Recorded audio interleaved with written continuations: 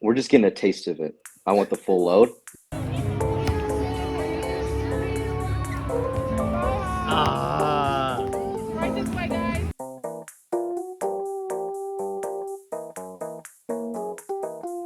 And we are live. All right, guys, welcome back to yet another episode of the Ball of Top podcast. As you can see, we're missing a couple of our fellow podcasters. Saad's actually abroad, watching some football in the European sense. I'm sure he'll have stories for us when he gets back, but a lot to get to. But I just want to first start by letting Afan and Nizan take the floor because they actually got a live look at a couple of teams that we've talked about a good bit so far. So I just wanted to see if they had anything to, any takeaways from actually seeing the Rockets and the Clippers play live in the NBA Cup over on Friday. I'll let you start us on. Go ahead. It's your team, but it was a fun atmosphere in Houston. Got to see our first NBA Cup action. Their court is pretty sick. The Rockets have a nice court. Got to see Harden play for, I guess, my 10th time. Good player to see. What's the Harden live play experience like as a non-fan? It's I'm not the biggest Harden fan, so but his play style it's the same every time you watch it. I guess the highlighting portion of we watched a lineup of Harden, Chris Dunn, Derek Jones Jr., KPJ, and Kai Jones, and they could not figure it out offensively. Like, that was one of the worst offensive lineups I've ever seen. And then you see it. Afon's going to talk about it a little bit. Like, you see Amen Thompson and Tari Eason lining up to come in, and they just cause chaos. If one of Harden or Norm Powell is off offensively, they just do not have any offense to sustain it. And it was an interesting game to watch. But I had some concerns about the Clippers roster, even with Kawhi healthy, and they just have too many offensive black holes. And Terrence Mann, what does he do? What does he do? I think he's one of the most overrated. Yeah, that 2021 Jazz series. Not even the series, just the game, just that one game. We said the same exact thing live in the stadium. We're like, this guy is coasting off this one game. Yes, I look. Terrence Mann's about to check in, and Afan looks over at me. He's like, "What does he do?" Literally just asked me that question. I didn't have it. I found it strange how they extended him over the summer too. It was like a priority of theirs. Maybe to keep it tradable. Who knows? But I know, Afan, I know you're waiting to give your assessment of your favorite team in person, the 2024-25 version of them. Yeah, man. I'll start with the Clippers. What I saw from the Clippers. Highlights from them is I really like Amir Coffey. I think he plays the game the right way, plays very at his own pace. I like the lefty shot. I was impressed with Amir Coffey. I don't know what his stats exactly he finished with during the game, but I was just kind of impressed by how he was playing. That's honestly the only person who stood out for me on the Clippers. It was amazing experience watching KPJ on the opposite team. Every time he did his mid-range pull-up, it was just clank. We got free Whataburger for him missing 2 free throws. Very nice. And the crowd went wild. A final parting gift to the Houston area from KPJ. Way too many KPJ minutes. I mean, I was telling on this, every time it seemed like they were checking him in. I have no idea why. Maybe because they had no other shot creators, which is probably has a lot to do with it, like he's on saying. Or just an indictment, or just kind of the state of the Clippers. Io gave a hit the showers to the Bucks, but hit the showers to the Clippers, man. What is the organization like? They have no draft picks. OKC has all their picks. Paul George left. Harden is old. Kawhi can't play. Like, he's not healthy. They just their stadium. They just bought a huge new stadium, but like, I don't know where they're going from this. Like, I really don't. It looked very bleak in person. So that's my assessment for the Clippers. Obviously, as a Rockets fan, I told Azan the vibe in the arena when we walked in. We usually try to catch a game or two every year. Um, the vibe in the arena definitely was different this year. There's a little bit more energy in the arena with it being a good team. Um, I was very, very impressed. The defense is absolutely real. Azan already touched on it. Amen Thompson, Tari Eason, when they come in the game, they just wreak havoc. But got to give a special shout out to my Turkish prince, Alperen Şengün. That man, he was balling, man. His defense is actually for real this year too. I think he's gotten skinnier over the offseason. He's gotten more athletic, and he was blocking so many shots. He was altering. Triple-double. Yeah, he had a triple-double, but the defense is what really impressed me because I've seen him have really good offensive games in person as well. But the defense is absolutely for real, and I think the stats back it up like completely. So you're telling me the playmaking Enes Kanter comps are done? They're officially done. dead. Happy to say they're over. They're over. Shouldn't even be mentioned in the same sentence. That's so rude, man. Enes Freedom, excuse me. Enes Freedom. I'm sure he doesn't want to be associated with Enes Kanter as well. Yeah, and then me and Azan were just kind of talking during the game. The two people who stood out during the game as the two best players of the Rockets were Şengün and Amen Thompson. It was pretty clear. I know Jabari had an amazing game, and I'm happy that he's back to having having good offensive output. Hopefully he keeps it up. He can unlock the offense in many different ways. That's why like Şengün has a lot of potential assists that haven't been cashed in early in the season because of really poor 3-point shooting. So, if Jabari starts shooting well, it'll really unlock our offense. But yeah, the two people who stood out, Şengün and Amen Thompson. And I think that's the way for the Rockets to move forward. How's Jabari doing tonight? Are they playing tonight? Yeah, he's 3 for 5. I think Alok just mentioning.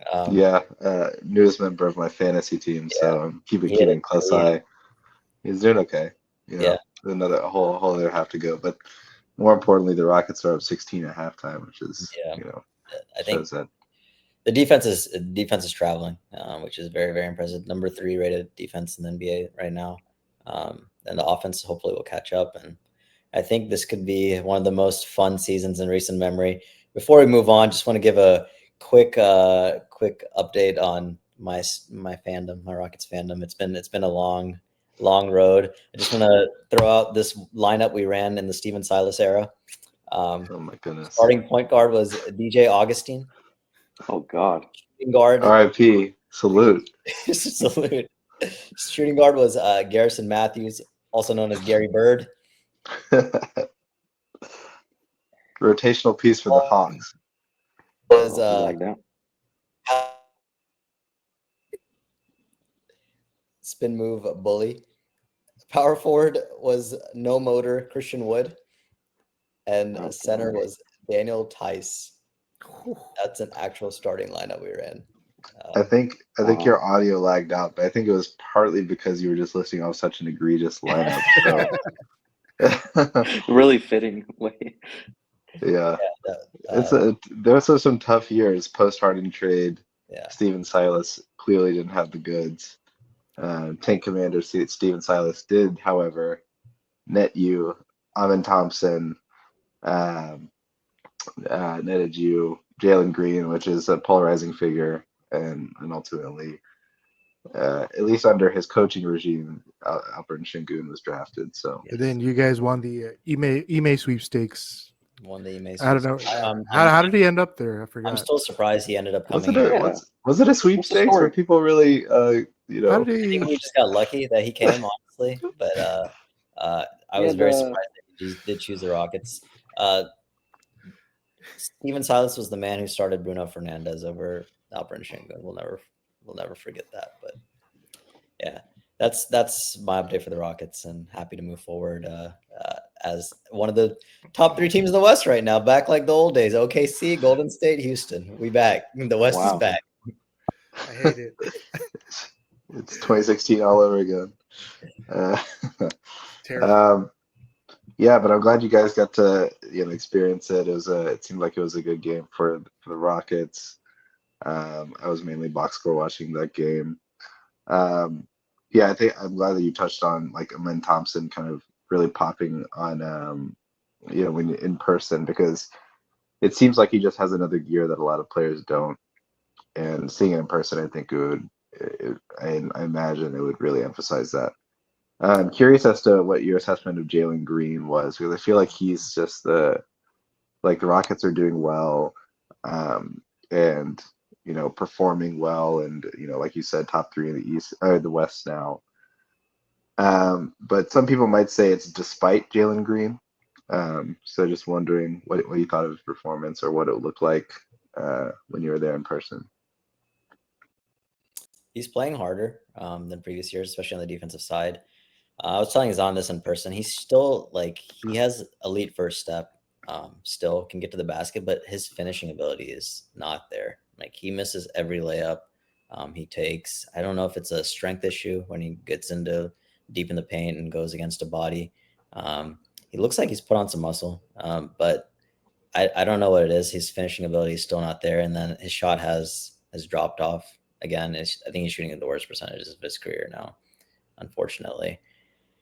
It's tough, my Jalen Green fandom is very up and down. I want to see him succeed, but to be honest, I just don't see the long-term future with Jalen Green. I think he needs to show this. I mean, this is the year to show it. Otherwise, I don't know where we go from there, but yeah, I don't know. I think TBD on him still, which is unfortunate for me to say, because at the end of last year he was looking really good. And it's not, there's no spacing issues or anything. He has all the freedom. He has all the green light to take all the shots he wants. I don't know. It's just he hasn't put it together. He's getting good looks. He's playing well today.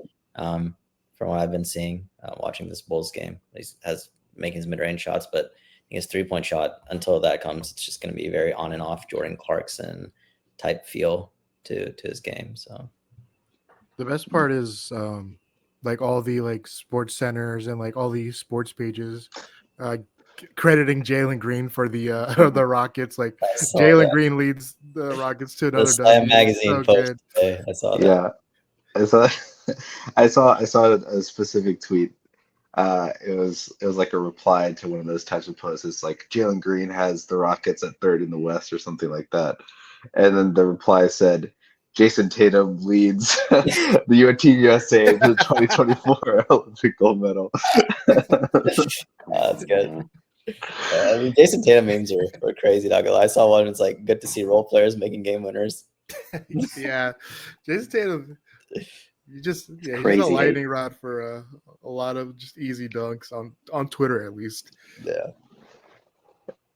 I'll let Izan get his lick back, because, like you said, Jason Tatum did have a pretty sick game winner last night. Whether or not it was a travel, let's leave that. It is there was a foul on Jaylen Brown and kind of canceled out, but Jason Tatum's obviously playing like one of the top 5 players in the league, and it's not something that's really cool. Maybe top 3 at this point, and it hasn't really cooled off after that really hot start to the season. So, Izan, you want to make any comments on Jason Tatum specifically, or your team? Yeah, last night's game I was watching it like it was Game 7 of the Eastern Conference Finals, but in reality, we were playing the 2-11 Raptors. We'll touch on them later in this episode, but yeah, he's off to, I think, this is year 8, so this is his best start I've ever seen from him. He had, I think, 20 potential assists last night. So Sam Hauser and Peyton Pritchard kind of sold his assist numbers. So he's taking another playmaking leap that we saw that he took initially in the bubble. So I think last 7 games he's averaging 7 assists. So, and career high 6 assists right now. So he's kind of like our de facto point guard. I trust him initiating more than anyone on the team. He makes high level reads, and then he also makes the low hanging fruit reads, the easy drive and kick opportunities. There was a lot of discussion over the summer about his jump shot, and rightfully so. There was a lot of jokes about it, but when you have a player whose value isn't entirely tied to his jump shot, that's the sign of a superstar. We see LeBron do it. We see Jokic do it. We see the top players. We see Giannis. We see Shea. We see all these players. Their value isn't solely tied up to just one skill. So that's why I wasn't very worried about the shooting. Even in the playoffs, it got annoying, but he was never really a negative. So this year, when there's a large sample size of his shot being that good, I knew it was going to correct himself. So this year, he's been much better on that end. So yeah, it's been a great start. Celtics, they're 11-3. There's a lot of cleaning up to do. Obviously, the rim protection numbers are awful. The Cada Cornet, like when you see them in the paint, I don't think anyone's scared. They're not rim deterrents. They're not rim protectors. So we'll just waiting for KP to come back. That'll probably solve some things. And I think What's we're his kind of what's his timetable? I think somewhere in December. So like I think Sham said that he's progressing pretty well. He might come back. My initial prediction was Christmas Day. So I think anytime in December, mid-December to late December, he'll come back. But we'll need him. Yeah, we'll need him for sure. Like I think last year our record without him was really good. This year has been good too. But that doesn't mean that he's not a vital part of our defense and our offense. So we'll see. Yeah, I've been a bit surprised by that. I didn't think the KP absence or the injury would matter as much as it seems to. I think, I mean, the rim protect, like the direct effects on the rim protection is one thing. I think the spacing is another thing. I think that they're missing. Part of it is just due to, some of their other players have been, aside from Tatum, and I think Derek White has also had a very good start to the season, and Pritchard has taken a step up as a sixth man. But I think Jaylen Brown and Drew Holiday have both been a little bit erratic on a game-to-game basis. Yeah. So just like having, especially for someone like Jaylen Brown, having KP out there to, space a bit more, allow for him to have driving lanes available to, because I think Jaylen Brown's probably best as a downhill player. It's that absence has certainly been felt. Yeah. But 11-3 is not a bad place to be, especially in a crappy Eastern Conference. Yeah, our schedule's been pretty cupcake, so December is gonna probably even out a little bit. Yeah. All right. Well, thanks for sharing on you guys' in-person experience. I think something that we wanted to touch on last time before Izan wasn't able to make it onto our episode was a specific segment on role players. But Izan, do you want to kind of introduce the segment? Sure. I mean, I kind of just approached you guys about talking about we love basketball in general. We have our own teams, but we also are a fan of other players on teams, even the teams that we might severely dislike. There's probably some players that we like watching. So like I've been for the past couple of years, I've been just thinking about players that, man, I really wish this player was on the Celtics or so I have like a running list right now. I wouldn't say my player or players that are on my list are particularly role players. Like a few of them are pretty well established stars. So, but none of them are obviously like. Obviously, I'd love to have Jokic or Giannis or Shea on my team, but I'm not going to choose that. So, I think my guy would probably be Franz Wagner. Like I was a little lower on consensus in the draft on him, but like for him, like I just love his archetype as a player, a wing initiator, a jumbo creator, and someone who can do it on both ends of the floor. I watched him pretty religiously last year as well because he plays my team 4 times. But again, it goes back to my point. I don't think his value is solely tied to his jump shot. I mean, obviously last year his jump shot needed to be a little bit better, but he does a lot more than that on the court. So like he's one player that I just think would fit so well with the Celtics. One player that I watch from time to time and say, man, this is the guy that I would really, really like to have on my team. I've got Keegan Murray on my list as well, if we want to talk about solely role players. But I'm a big believer in just wings and bigs. So those two are my guys that are really love. It's good. I think, so the exercise being role players you want to have on your favorite team. Like you said, Franz Wagner is probably a little bit overqualified for that position, especially having recently signed a $200 million contract. He's a But, star. He's a star. and he's had a great start to the season. But I think Keegan Murray is kind of, although he might be on the same trajectory over time, um, he at least now kind of fits more of that role player role, who's still under the same kind of archetype that Franz Wagner is, which without like less, probably a little bit less ball handling chops, maybe a little bit better defense. Um, but I really like Keegan Murray. I think his ability to kind of still fit within the system despite these moving pieces in and out of the Sacramento Kings itself is valuable. And those are players that would be even any team would really want on their roster. Anyone else kind of maybe deeper cuts that you've been thinking about for the Celtics? They don't need much as a team, but any deeper cuts that you've been thinking about he's on? Well, I mean, I wouldn't say this is a deeper cut, really. Like my list is filled with like borderline 25 top 30 players, but like one guy LeBron James. LeBron James, yeah. I guess one guy, I mean, I think Memphis is littered with players that I think any one of us would like. So like I like Vince Williams a lot, like what he brings to the table. He's obviously hurt. But watching him last year, his on-ball defense reminds me a lot of early years Marcus Smart. He's a pest. He can scale up defensively, he can scale down defensively, and guard multiple positions. And I don't think he was a black hole offensively either.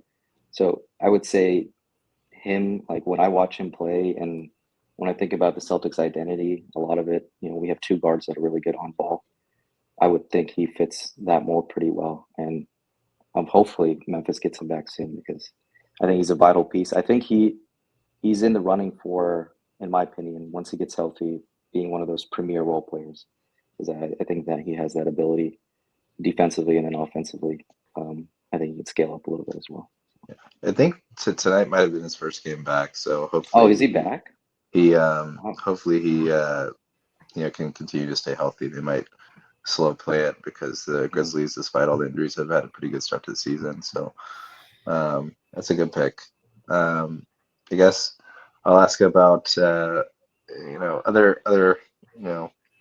others' favorite teams and who they would want to have if they could just pick someone from another team, put them on their rosters to help them contend for a title. Maybe I'll start with the Thunder, since Shanor, you haven't really been able to talk about the Thunder much. Who is on your wish list? So my list is like I should have centers, just big men, but I just don't. All right, Sam Presti. Well, so like as on touched on Keegan Murray, he was like at the top of my list. The two other guys or three other guys I have. I don't know if he's like. I think he's still good, but I just Cam Johnson in a better situation. Yes. I think career like 40% or 39% 3-point shooter. I just big wings that can shoot. Love him. My other serious answer is I actually don't know how well he's shooting this year, but I'm a big fan of Bilal Coulibaly. I think he just projects to be the kind of wing defender, and I guess with every prospect, if the shooting works out, even better. This last guy, PJ Washington, not so I could play him, just so he could just so he could just sit on the fucking bench and not play the Thunder. Like if it means I don't have to, oh my god! Like tonight he scored like 14 in the first quarter. You guys saw my messages in the group chat. I was losing my mind. And he had not had a great. He did have some injuries this year, but he wasn't having a great year this season. And of course, it was just a flashback to the playoffs. He's doing everything possible to ruin my night. I guess if I wanted a big, I'd take a flyer on Rob Williams. Yeah, that's a good one. But sorry, PJ Washington just got me angry. Yeah. The funniest thing is that Presti could have had PJ Washington last year if he wanted to. He could have. It's true. Instead, he facilitated the Mavericks getting him, and it all led to Hartenstein. That's what I keep Yeah, telling myself. That's what the I keep guy who telling hasn't played a myself. single game for the Thunder, 2 weeks, baby. Isaiah Hardenstein. If he's not back in 2 weeks, don't Change talk to me. Shooting variants really carried the Mavs to the NBA Finals. That's crazy. It's the Caleb Martin thing all over again. Anyways, I guess who do you want on the Rockets, Afan? And I think I'm gonna take the easy way out on this segment. There's one very obvious answer who probably doesn't qualify anymore for this category, but Derek White. Give me Derek White. Give me Derek White. I'll take 10 Derek Whites on my team. That man is just a hooper, man.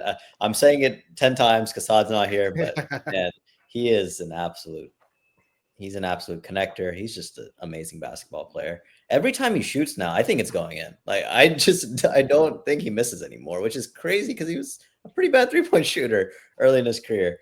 I don't know what happened, but he's always in the right place, always making the right reads. Just the ball is just a magnet to him. It's unbelievable. And I think he's a very, very crucial part of why the Celtics won the championship and why they're going to be one of the main favorites this year as well. I think Drew is at a later stage in his career, and Derek White is definitely better than Drew, I think, at this point. And it's going to be very key for him to stay healthy and for a very, very deep and successful playoff run for the Celtics. So I would absolutely love to have Derek White on my team.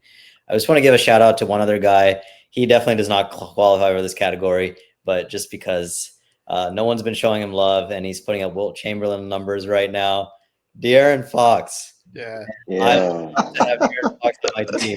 Oh my God. Imagine him and Amen Thompson running a backcourt. No one would catch him. Literally no one would catch him. That would be insane. But yeah, shout out De'Aaron Fox, man. I know Sacramento doesn't get much love in the media, but yeah, we got video of I saw a good tweet. We have video of De'Aaron Fox putting up. There's been no video of Wilt's 100-point game yet. Kind of crazy. Yeah, but De'Aaron Fox, absolute. Again, same thing. It's kind of the same like shooting type story as Derek White. Came into the league as a very poor 3-point shooter.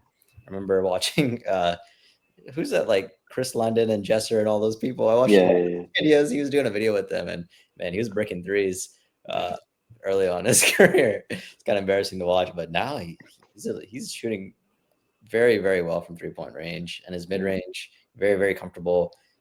Taking contact in the paint and pulling up from the mid range. So amazing to see. Love De'Aaron Fox. Would love to have him on my team. Yeah, I think as far as like the shooting improvements of both Derek White and De'Aaron Fox, I think it goes to show you that to a certain extent, as prospects, like shooting as a deficiency, if you're not able to like tap into any sort of development in that regard, it's more of a you can blame it on the player, but a lot of times it's an organizational failure. Unless the mechanics are just like absolutely awful, like in some cases, like Michael Kidd-Gilchrist or something like that, because you have so many of these success stories, and a lot of them in the same systems or like with the same, like your Chip Englands of the world, your Fred Vincents, like you have these organizations that have prioritized development of certain skills, and I think shooting is something that can be taught easier than say like playmaking IQ, speed of play, things like that. Sometimes those are harder to shake than the shooting was that some of these prospects come into the league with. Yeah, so those are all good picks. Maybe next time I'll put a little bit of a cap on the amount of money they make to define role player.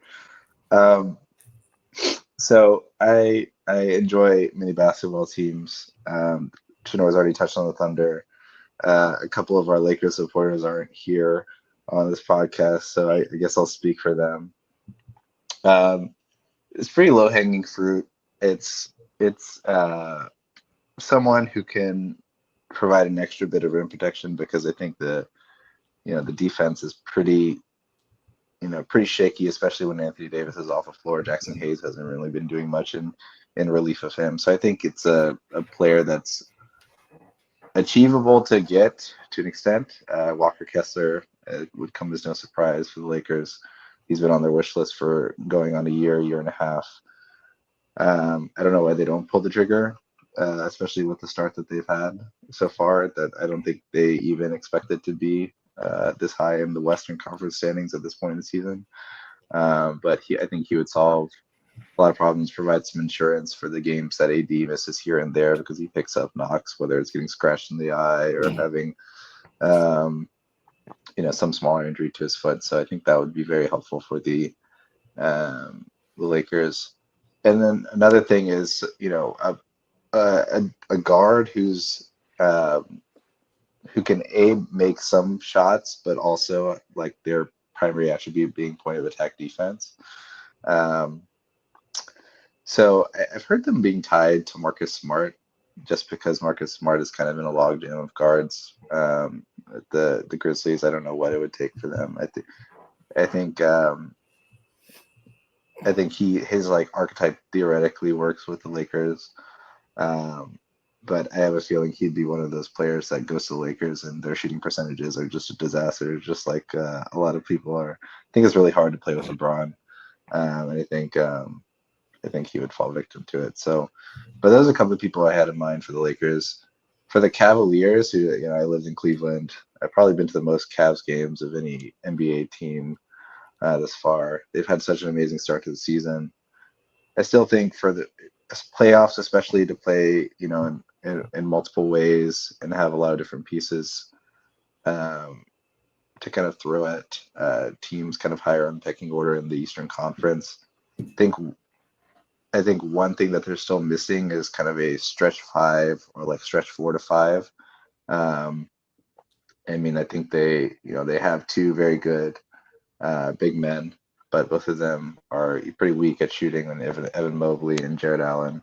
So I was thinking of someone like Santi Aldama as someone who'd be a good role player for them, who's provides a little bit more spacing, isn't a completely minus defender, and can kind of play within the flow of an offense. It's not going to like kill you one way or the other.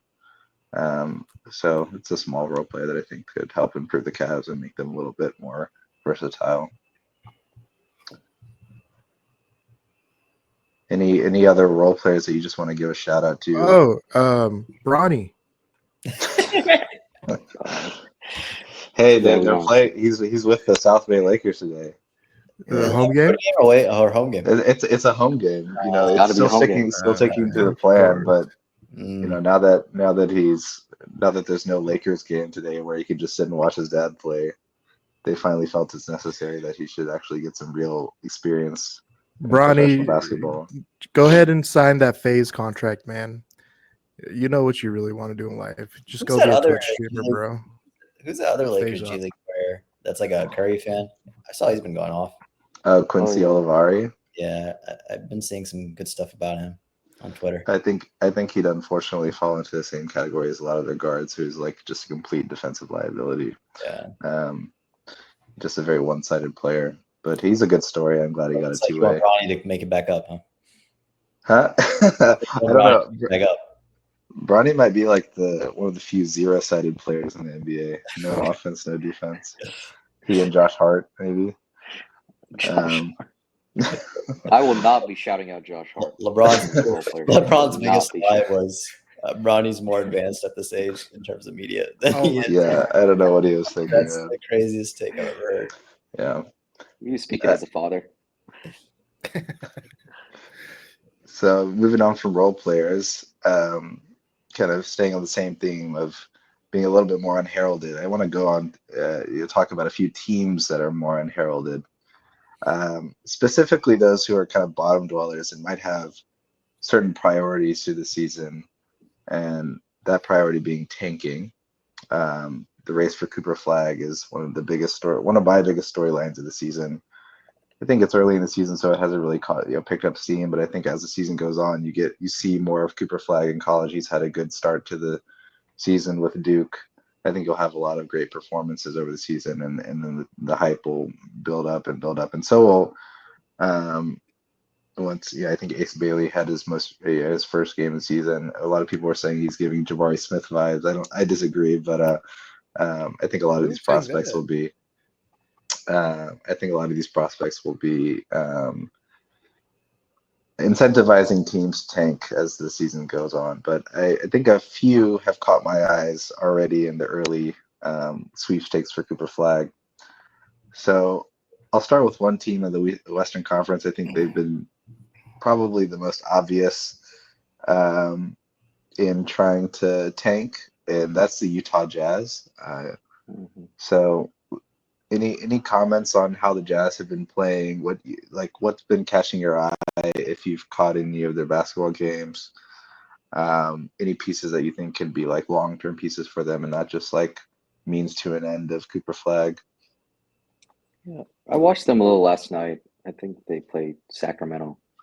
Well, just a couple of numbers. They have the second worst defense of the league, 118 defensive rating, and then they have the second worst net rating in the league at negative 11.1.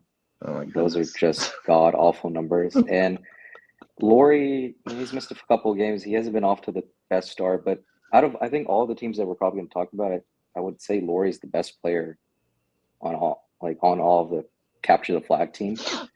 But my thing with the Jazz is I feel like they have a logjam at a few different spots on the roster. Like the front court is filled with players that clash, and then the back court as well. They've got Keontae George, Isaiah Collier, who I'm pretty high on, Colin Sexton, and then the front court they've got John Collins, Laurie, Taylor Hendricks is obviously out for the year, and Kyle Filipowski. Just a bunch of players in one position. I guess that's the place you have to be when you're a bad team. But like Alok said, I'd like to see a little bit more out of this team, especially coached by Will Hardy. But they're filled with a lot of players that are kind of overlapping and kind of redundant. But they just don't look like a team that has any identity or anything that's really going for them. So they seem like they're poised for just the worst record in the league. So even with Laurie, so I don't see anything really changing on that front. Yeah, I've been somewhat disappointed with Laurie's start to the season.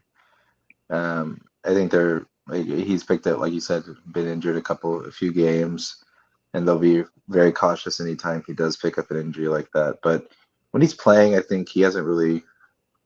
I think he's improved leaps and bounds in the 2022-2023 season when he was traded, and kind of kept that momentum last year. But he's not really showing anything different, I think. And then I think he and John Collins kind of have a weird chemistry as well. So I feel like Laurie will kind of have these off nights where he's just like solely a kind of a movement shooter and doesn't really offer much more. And then he's not, an amazing rebounder to begin with, despite his size. Kind of the old concerns that kind of made him underrated to begin his career have been kind of showing their head again this season. And it's strange because we know that even with this type of roster, they can be good, they can be competitive, because in Will Hardy's first season, especially when Laurie took that leap, they were expected to be in the Wembanyama sweepstakes, and then that had a really good start to the season and lost out on that. So they certainly are, which is why I think there's some intention to it. But I think they should, if they want to do that, they should also commit to seeing what they have out of these young pieces that they drafted, whether it's Filipowski, whether it's Collier, who have a lot of potential, who need Bryce Sensabaugh. It was really sad to see what happened to Taylor Hendricks at the beginning of the season. Yeah. But he was getting more playing time and doing a decent job, I think, in the first couple of games. But like pieces like Colin Sexton, Walker Kessler, although Walker Kessler is still young, but for some reason it's on the trading block. Maybe John Collins is more expendable. Getting those guys maybe traded if your priority is to get a high draft pick this year and go with commit to a rebuild. I think they need to do that. I don't know if Ainge is willing to. I feel like I think he wants to, but he also has a generally inflated value to his players, so it might make him difficult to work with. But I think it'd be interesting to see if that causes some problems come February and actually pulling the trigger on some of these trades. So yeah, the Jazz I think are probably, like Izan said, leading the running for potentially worst team in the league. Um, come the end of the season. I think the main team that's kind of at their heels is the Washington Wizards. Mhm. We talked a little bit about them last episode and their rookies. The Their Bub three, Carrington episode. the Bub Carrington episode. They've been bright spots so far, making them somewhat watchable despite them having probably the second worst or worst record in the league right now. What's happened since our last episode, though, is Kyle Kuzma has come back from injury, and he's taken every bit of joy out of watching the Wizards. uh, Wow, no one wanted him during the role player segment. Maybe last year. surprising, right? Yeah. Love's fantasy team seems like always has him somehow, some way, and he gets like 12 offensive rebounds a game. I don't know what happens. But My organization this year went a different direction. He's athletic Josh Hart. Yeah, so any thoughts on the Wizards this year? I know we touched on the rookies, but how about the other players that are on the roster? They picked up Jonas over the season, off season. Obviously, you mentioned Kyle Kuzma. Jordan Poole is also the He's back. the clown brother in the backcourt He's with back. with the light skinned brother with Kyle Kuzma, the most unserious duo in the league. Any comments on the Wizards, guys? I haven't watched them since Kuzma came back, but I did enjoy watching them this year. The prospect of Flagg, Blall, uh, Sar, even it just seems like fun basketball to me. At least, or I should say, entertaining basketball, just from a non-fan perspective. And I don't know. Are they? I think they should just sell Kuzma at this point. I guess you can't really sell high on him because he's kind of he is what it is. But Just sell. I think some team, just sell. I think some team would be willing to just take a chance. Some teams gonna be like, Kyle Kuzma's the missing piece. I think you can get something of decent value for him at the very least. back to the Lakers. Lakers gonna get Dennis Schroeder back and Kyle Kuzma. That'd be really funny. That'd be very fitting for them to be sitting on these draft picks for so long, and then they ultimately give up the picks for like Shanur said, former players like Kyle Kuzma, Dennis Schroeder, just Get like the band back together. and it just ends up being a disaster. That'd be very Gordon fitting. Kispert any good? Yeah, I like him. He's still I know I haven't gotten to see him play much, but last year he was pretty good. I think he's a little bit more than just a shooter as well. He can put the ball on the floor. He can run some pick and rolls from time to time. So I like him a lot. They signed him to an extension as well. So yeah, and I think the thing with when you have people coming out with the archetype of say a Duncan Robinson, what's important to you, like Izan touched on, is if you can offer any semblance of competency in the pick and roll, and also just your movement off ball when you're not just getting open for 3-point shots, but cutting back door when defenses are helping off onto primary ball and really being able to read and react within the flow of the offense. I think Corey Kispert has been in the games that I've watched for the Washington Wizards has that instinct, which is good. Defensively, he's not the worst I've seen, but he's definitely not a plus defender, which will kind of limit his value in any context. But it's good. I think Washington's a good place for him now to get reps, but eventually I think he will be dangled as a trade chip as they move on to this What about more youthful. Where do you guys lineup. think? Do you think Jordan Poole is sticking with the Wizards, or do you think he's not long for there? The contract would be a little hard to trade. He's bounced back this season, but he is playing a lot better. Just don't see what long-term contender is going to try to trade for him, especially given the amount of money he's making. He might bounce around some of these mid-tier teams / low-tier teams. But I think Washington will probably try to move on from him at some point. All right, I would suggest they do. I'm actually not mad at Jordan Poole staying on the team. I think him and Kuzma on the team is a problem. But if you think about, like, say, Bub is your point guard of the future, having Jordan Poole as like a two who's like has some level of playmaking capabilities. He's not the highest IQ player, but he can definitely like fill it up. And he has a little bit more experience on a very young roster. That's something that could be valuable. And as you gain more young talent through the draft, he could be someone who ultimately could be like a supercharged 6-man or like a decent starting 2 guard. But I think speaking of sorry to cut you off. Speaking of point guard of the future, is Johnny Davis just that ass? Like it feels like. Oh God! I forgot he existed, man. Yeah, you said point guard of the future, and my mind flashed to the Taco Bell commercial. He had a Taco Bell commercial before he even got drafted. Is he still playing? He played garbage time today. 4 minutes. I felt like they saw him for like a week and were like, "Yeah, we're good." Like, yeah, it was over for him so quickly. It was really. It wasn't like he didn't even have a chance, but he didn't deserve a chance. Like his shot is just so broken, and yeah. His calling card out of college was like shot creation, like scoring in the mid range, and then that's just like a disaster.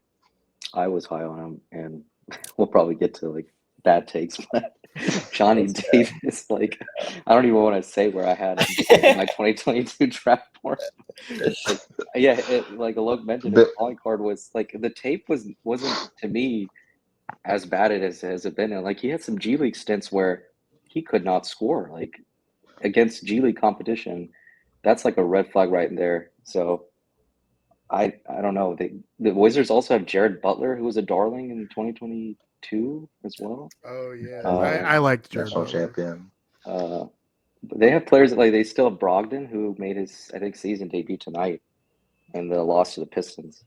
Sorry to bring it back around to him, but what is Bronny's G League's numbers? I haven't paid attention to today's game, but I know the first game was a little rough. But I won't repeat the joke again. No, it's a great joke. Say it. The 6-day of Christmas line.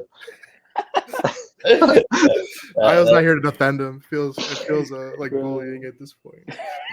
Yeah, it's total bullying. This kid is 18 years old, man, or 19. Yeah, he's living his dream. He's living his dream. Good for him. I want to quickly go back to a low point of Jordan Poole real quick. Not saying this is like a one-to-one comparison, but let's say they do get Cooper Flagg. I think players like Jordan Poole. I'll just give my experience with Jalen Green. It sometimes is detrimental to other young players' growth. I think that's might be what we're seeing with Jabari Smith. Let's say those Jalen Green shots weren't, or at least reduced, and Jabari was able to create more. And like the game me and Azan went to it from like play one, I think Ime had drawn it up that we're going to feed Jabari today to get his confidence up. So when you eliminate a factor like Jalen Green or a Jordan Poole, I think it maybe facilitates growth of other players a little bit more. So I think that's one place I'd be cautious with Jordan Poole moving forward. I think Kuzma and him together obviously are just ideally bad, just like shot chuckers, right? Even if Jordan Poole is playing well, and I'm not saying Jordan Poole is a bad player, I think it's just for the growth. And if they do get Cooper Flagg, I think for his own development, he's going to need as many shots as possible. So definitely, that's definitely a good point. It's definitely like very risky to. If your movement is towards young players and getting them adequate opportunities, Jordan Poole is kind of a feast or famine in that regard. Yeah. I guess I'll move on next to a team that Izan touched on at the beginning of with the episode. The Toronto Raptors. They were in a competitive game last night. They've been in a lot of competitive games so far this season. I've seen on Twitter people are calling it the most ethical tank in history. Yeah. What have you guys seen from the Toronto Raptors early on that's caught your eye? Ochai Agbaji. Hey, he's killed it for my fantasy team. That's the only thing I've done. What a pickup for me.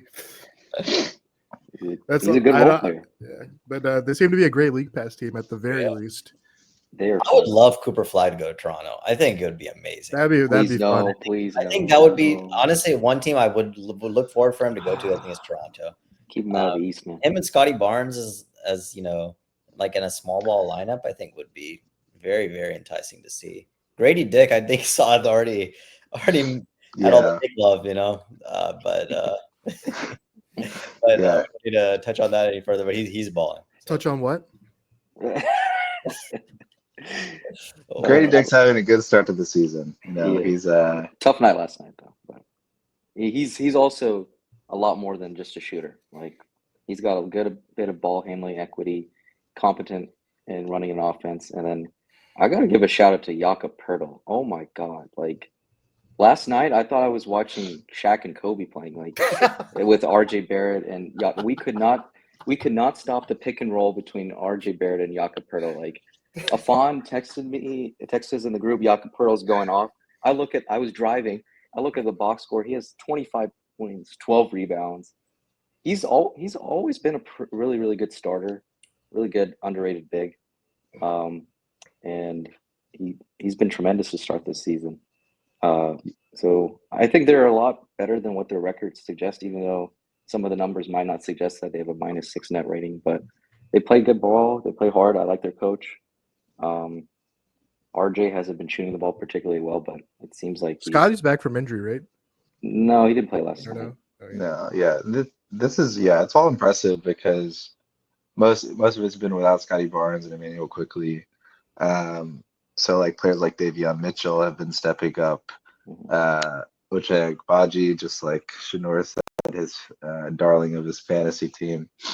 A lot of different players are stepping up. I think Jakob Poeltl has a lot of offensive polish that he's showing off with these increased opportunities because he's needed in that regard, which is interesting because he came into the draft from Utah. I think he was one of the best rim protectors in college basketball coming out that year. So the question was always like, is he going to develop an offensive game that's consistent? And while he's not this big spacer, hasn't really like evolved past like scoring in the paint, he is a really good pick and roll partner to have. And you did mention RJ Barrett. I think he is shooting, he'll still have those off nights. But I think what's really kind of stuck out to me is that with this increased role, it's not become like totally the RJ Barrett show, in that his playmaking has also taken a bit of leap. I think it was like his first career triple-double last night, 15 assists on the final play, his final possession for him. I wish he had kind of seen the strong side help from Neemias Queta and kicked it out. But overall, I think especially with Emmanuel Quickly being out at the beginning of the season and Scotty Barnes, he's kind of not only taken it upon himself to score more, but help others, and look for other people to finish, whether it's working with Jakob Poeltl on pick and roll, or just kind of working within the flow of the offense for shooters like Agbaji, Grady Dick. It's been a pretty impressive start to the season. So I think he's shown a level of improvement in his 6th year in the league. So that's been good to see. I don't know what they'll look like when everyone's healthy. I hope they still tank, because coming into the season, they were kind of in the middle of the road, kind of these like perennial play-in sort of team, and I hope they don't become that when they're fully healthy. Whether that takes them trading Jakob Poeltl or making some moves, I think with the start to the season, and I think with the roster they have, I think they could very much benefit from having a high draft pick in a deep draft like this. So we'll see. But so far, the most ethical tank in history. You'll see Scotty Barnes dressed as John Wilkes Booth. Yeah. Crazy fit. He was in utter disbelief at Tatum's shot. Dressed like John Wilkes Booth. It's so good. I think Scotty Barnes' fits have been quite questionable. He looks a little silly. We should do a league fits segment. We should. In one of these that would be upcoming good. episodes. We should. Yeah. one last potential capture the flag team. They're not one right now, but it feels like the Pelicans should blow it up, right? They should just go ahead and sell your guys, in my opinion. I was listening to, I guess, Bill Simmons, and I didn't realize that they have the Bucks pick if it's 1 through 4 this year. So something to watch out for. It was mentioned on their podcast. I'd have to look into it. But is it Bucks? There's this weird Bucks pick that if it's 1 through 4 it goes to the Pelicans, and if it's not, it goes to someone else. Oh, interesting. Very interesting. It is, because the 2025 Milwaukee pick they have is protected 5 to 30. That's a weird protection. Yeah, so something to watch out for if the Bucks, if Giannis gets traded, they can get two different chances. One Giannis injury that'd be crazy. They don't even need the Giannis injury as of right now. It seems like trash ass team. We are shitting on them last week. They're already in the showers, man. Yeah, the thing that would guarantee a high lottery pick for them, for the Bucks, that conveys elsewhere, is locking in Doc Rivers for more years. Locking in Darvin Ham as lead assistant. That'll ensure the tank goes on. The Pelicans. I watched them play the Lakers last night. I haven't watched much of them, to be honest, this season. A lot of random guys are playing now because of their injuries. I'll just list off, just off the top of my head, who I saw play. Jalen Noel, if you remember from his Timberwolves days, he could get a bucket. He was getting some buckets last night. Jamal Cain, former Miami Heat. Trey Jemison, not Trey Murphy, Trey Jemison. Oh, UAB, right? Wait, really? Wait, he's a big, right? He's a big. Yeah, he went to UAB. He played for Memphis last year. Oh, wow. Well, shout out. Go. Shout out. So just a lot of random players on the team, and they play hard. I don't think Willie Green's a bad coach. I think he's just very unlucky with the roster. Kind of goes from the top down, with Ingram and Zion being their two stars who are often injured. It's ironic that Ingram is the healthiest player on the team right now. It just feels like since the start of the Zion era, it just has like a sort of stink to it. I don't know if that's like the best way to describe it. Just from day one, you heard he doesn't want to be there. He's injured every year. Feels like best course of action might just be to start anew. You got very unlucky with like the whole Zion situation, but I don't know. I have a good quote to kind of sum up the Zion thing. I don't know if you guys remember when Paul Pierce, the famous meme, we're just getting a taste of it. I want the full load. Yeah. That's what it feels like with Zion. We've gotten these flashes, we've gotten these tastes of Zion being an all-star level, all NBA level player, but anytime it happens, there's this setback, there's this injury. Whether those weight concerns were substantiated or not, whether they're real or not, him being in shape, it has been, we're going on year 6 of Zion in New Orleans. It has been just up and down for those fans in New Orleans. And yeah, Alok mentioned the roster. I think they're a very low 3-point frequency and a very low rim team. So they're just shooting. It seems like they're just getting their buckets from mid-range, which sums up Brandon Ingram. But that roster is full with players that also overlap, and their skill sets don't really mesh well together. And I think they would be best served in maybe looking for trade partners for Zion. Another player that's interesting on the Pelicans, Brandon Boston, out of nowhere. Oh. He's putting up numbers. He's putting up. He was this highly touted recruit and was seemingly out of the league, and now he's gotten this opportunity. But yeah, when I was watching the game last night, he wears a headband. He has like a similar hairstyle to Brandon Ingram. So I was just like, I thought Brandon Ingram just never left the floor, but it turns out it was Brandon Boston half the time. They both love mid-range shots. They're both long-rangey ball handlers.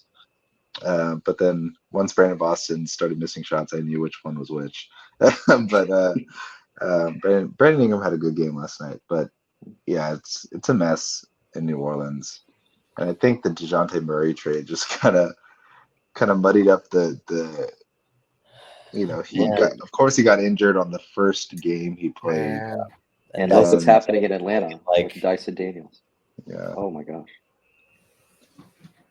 Man. A cursed franchise, if I have to put it. Yeah. A cursed franchise. Definitely. New Orleans, Yeah, we'll see. They'd be high up there on the most interesting number one pick team. I feel like they have a lot of directions they can go. I think like if they just are injured the whole year, they could like maintain the whole roster, but still like have like a top 5 pick. But it'll just be interesting to see how the season plays out. I think we previewed that they would be a team that would look to trade some pieces, and I think that's just coming to bear now with their poor start to the season. Just want to shout out a couple teams that maybe at the beginning of the season we would have expected to have in this segment, but things are turning out a bit better with new faces in the organization. The Brooklyn Nets and the Detroit Pistons. We thought they'd be lottery bound in the race for Cooper Flagg, but hey, they're looking like playoff teams right now for various reasons. Whether it's Jordi Fernandez's infusion into the organization and getting everybody to play hard and together on the Brooklyn Nets roster, it's pretty devoid of talent overall. Or if it's the leap that Cade Cunningham has taken as a lead ball handler, playmaker, just kind of a do-it-all point guard for that team who's just setting everybody else up and kind of an offense in and of himself. It's been really impressive to see the Pistons, especially in their start to the season. Maybe we'll check in, say January, and it'll be a little bit different, but enjoying their start of the season right now, and we don't need to go into depth about them and the tank for Cooper Flagg. We'll wait for our full contingent to have our weekly segment of Hooper of the Week and hit the showers. But I did want to end today's episode with a little bit of a fun segment about takes, and specifically bad ones that we've had over the past years. I think we all like to envision ourselves as ball knowers and always right in our basketball opinions, but we've had some misses over the years. So I'll pose a question like this. If you can highlight one take that you're most embarrassed about over the past 5 years when it comes to the NBA, what would it be? And I know it's not something that anyone wants to admit, but I'll leave the floor to you guys for someone to admit their mistakes in the past. Sure, why don't you go ahead, man? I'll be 100% honest. I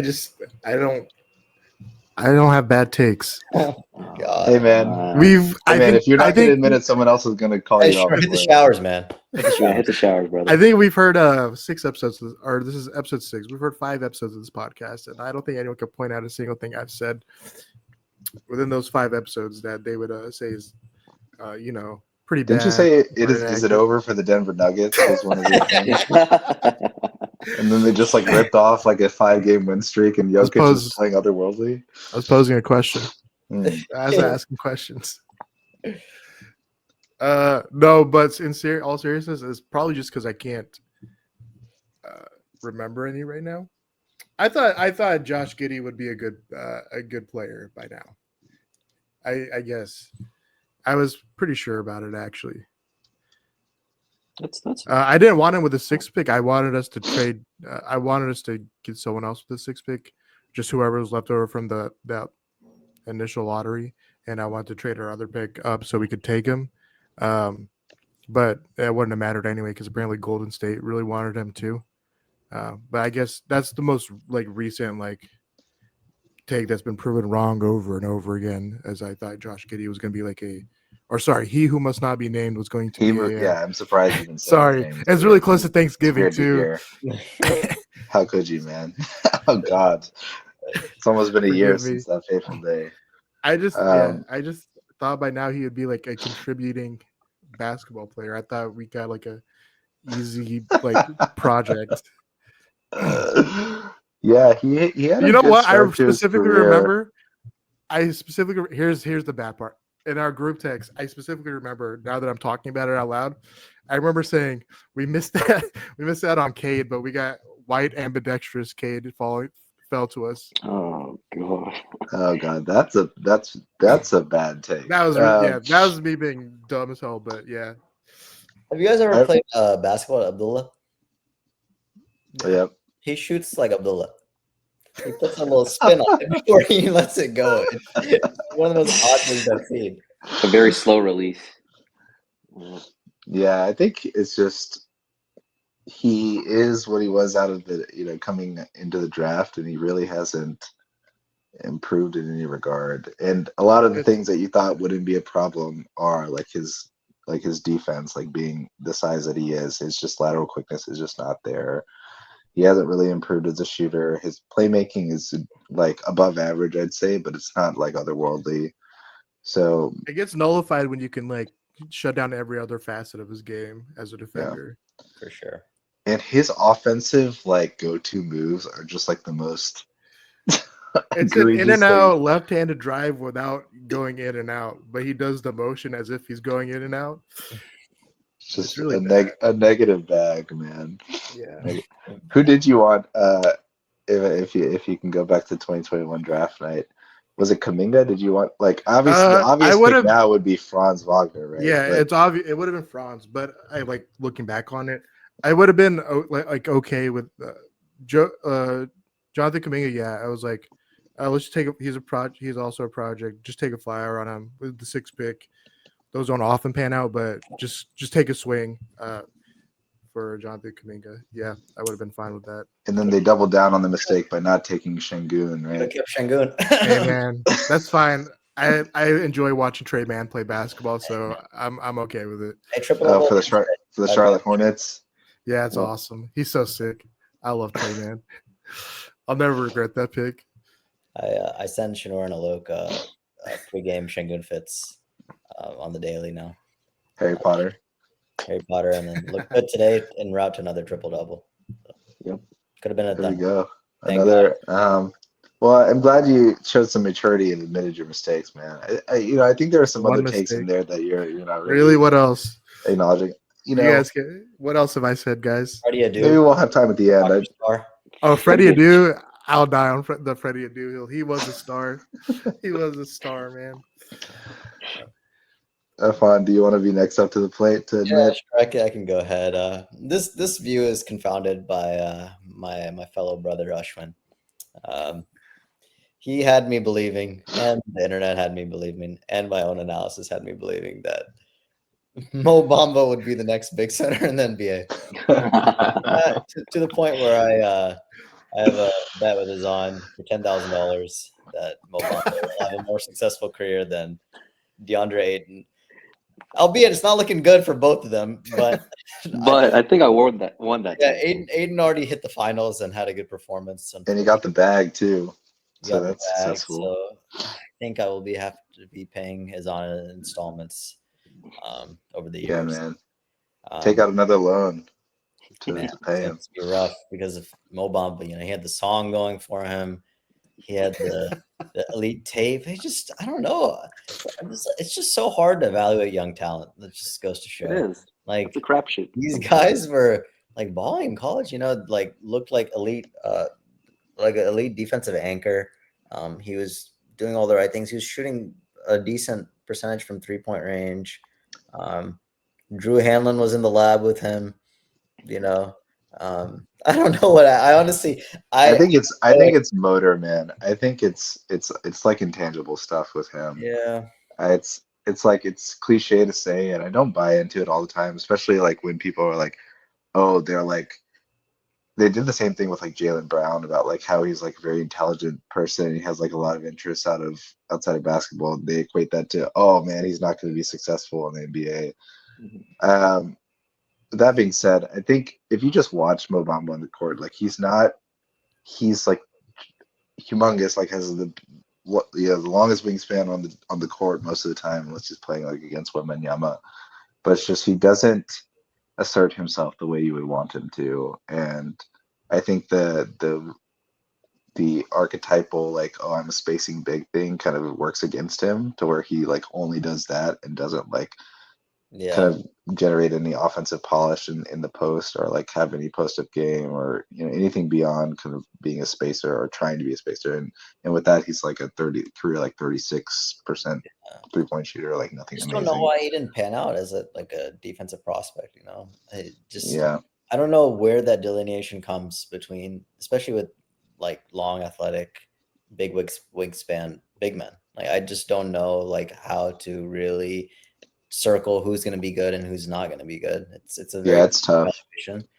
Like Aiden, I actually was not high on Aiden from the start. I told his on like Luka should go number one, like easily. Like he was going in the perfect situation at that point too. I had the motor concerns about Aiden in college. Like I think it was kind of there. There was like rumors about it. That was the guy who I actually had the motor concerns about. But yeah, I mean, I think you're right about Bamba. I think a lot of these kids, I think it's a whole nother discussion about the AU circuit and whatnot. They try to do everything. They try to be big guards, but rather they need to focus on one like elite skill that will make them successful in the NBA. Like Rudy Gobert, he's carved out an amazing career in the NBA, just being incredible at one skill, right? But I don't know. I'm unfortunately Mo Bamba's song outlived his so.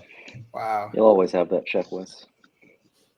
I do also wonder if he was drafted to a different situation, if it would have been different because he was drafted to like the perennial, like even up until like they drafted Paolo, the Orlando Magic, they just drafted the same player over and over again, like long developmental project, like no real like lead ball handler who could create for others, no real spacing. Like if he was in a system that was a little bit different, that could complement his skills, like if things would be better. Probably a little bit, but I think there's a definite ceiling to Mo Bamba. I often wonder that about in the opposite direction about Draymond Green. If he had just gone somewhere else, that bum would be out the league by now. Looks like rode the bus to a Hall of Fame career. Draymond's special, man. I as much as I hate to say it, Draymond's special. I know he definitely gets the Warriors bumped, but he could just be Omari Spellman. Oh God, that's so disrespectful. That's crazy. I'll go ahead and share mine. It's kind of a two-parter, both related to the 2020 draft. So one, I thought Anthony Edwards was going to be a bust. I thought he was going to be a one-dimensional player who's just like remained inefficient as a scorer, and wouldn't really develop any playmaking chops. I kind of bought into the noise. We were just talking about it with Bamba a little bit, but just like he doesn't love basketball, like that's not his one priority. He's like a multi-sport athlete. He like had some quote saying that it's like, oh, I like football more than basketball or something like that, and I just like ate it up and I was like, oh, he's gonna be a bust. But I mean, clearly he's just top 10 player in the league. He's still just there's so much room for growth still. He's already developed a more prolific 3-point volume 3-point shooting skill. He's a great point of attack defender. He's one of the better two-way players in the league. He's just like one of the best young stars in the league, and one of the most exciting players to watch in the league. And I was just completely wrong about him. And then the second part of that is who I thought would be the standout from the draft. I had my eyes on a couple of people. I think I was pretty high on Tyrese Halliburton and Tyrese Maxey coming out of the draft, but one player I was also high on who I was dead wrong about was Killian Hayes. Same. Oh my gosh. I was just drinking the Kool-Aid. It was embarrassing. I think it's probably because a lot of the comparisons were for James Harden going into the draft, and I love James Harden as you all know, or at least love him a lot more than you guys do. So that might have fueled my impression of Killian Hayes, but he's awful, man. I don't think there's much more to say about Killian Hayes. I don't really want to analyze what went wrong. I think he's just bad. And draft night fit went hard, man. It did. Yep. Aura.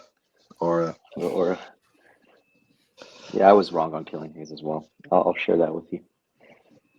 Yeah. It's and yeah, I don't think there's really. I mean, he's just like in the G League now. I don't think there's really. He might have like a second wind as like a 10th man on a playoff team or something. We'll see.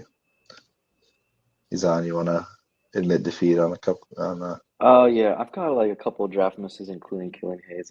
But my main take is different. Like I was wrong on Johnny Davis.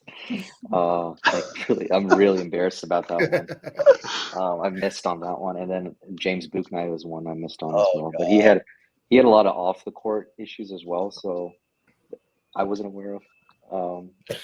But I was very wrong on him. But I think my worst take, and if I'll remember this year, I was legit insane this year. This was my senior year at UAB. Before the 2018-2019 season, I said the Celtics were going to beat the Warriors in the 2019 finals matchup. And we all know how that year went. It was a disaster. I was so high on that team because Gordon Hayward had come back healthy. Kyrie was healthy. We just seen that team go to the Eastern Conference Finals. I was like, man, there's no way. This team's loaded. Jason Tatum coming off a great rookie year and Jaylen Brown coming off a good sophomore year. So I was like, we're loaded. The roster on paper was insane, but nothing went right that year. Marcus Morris was beefing with JB. Kyrie was beefing with the entire team. Kyrie checked out in February, and then the video came out about the 2 max slots at All-Star game with KD. I was dissecting the video at like 2 in. I was like, no, there's no way he's talking about it. And I was like, and then Alphon was like, man, he's gone. Don't worry, he's gone. He's gonna leave. I was like, no, he's not leaving. He's not leaving. I promise he's gonna come back. I was legit going insane that year. that. At the beginning of the season, he like said to the crowd at the TD Garden, he was like, "If you'll have me back, I'd love to re-sign here." I was like, That's so bro, crazy. I was like, okay, he's coming back. There's no, and then in December, he's like being asked questions. January's like, yeah, I called LeBron. I was like, I'm so sorry. I was a bad young guy. I was like, what? What does this have to do with anything? That whole story where LeBron was apparently having dinner with Kevin Love when he got the call, and he looked at him. He's like, "Kyrie's calling me."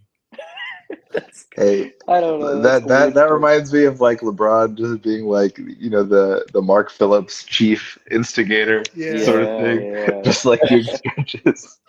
I would say that was I was literally going insane that whole year. What Every loss. role has LeBron James played in this team? Oh man, yeah. I think, and then just to cap it off, Kyrie insisted he guard Giannis against the Bucks. And then MVP Giannis. Well, he went 5 for 22 the game before, and he said, "I don't think we'll see a lot more of these 5 for 22." And they shot 6 for 22 the next game. Oh yeah, he was right. Yeah, and he literally checked out that series. I've never seen that from Kyrie up until. Yeah, Zan was the biggest Kyrie apologist that year. I remember I was trying to get this man to realize that hey man, it's not working. It's over. You bought a Kyrie jersey at the beginning of that season, right? Yeah, off of DHgate. Hey, it turned into Enes Kanter jersey briefly. Now it's a Peyton Pritchard jersey, so we're good. Ooh. Better days were ahead for the Boston Celtics. Thank God. Oh man. All right. I hate to end on that note, but I think we should. Thank you guys for joining. This is a lot of fun. That does it for this episode of the Ball Up Top podcast. We'll see you a little bit later this week, hopefully with a fuller cast to talk more hoops. Happy hooping in the meantime. Happy hooping. Happy hooping.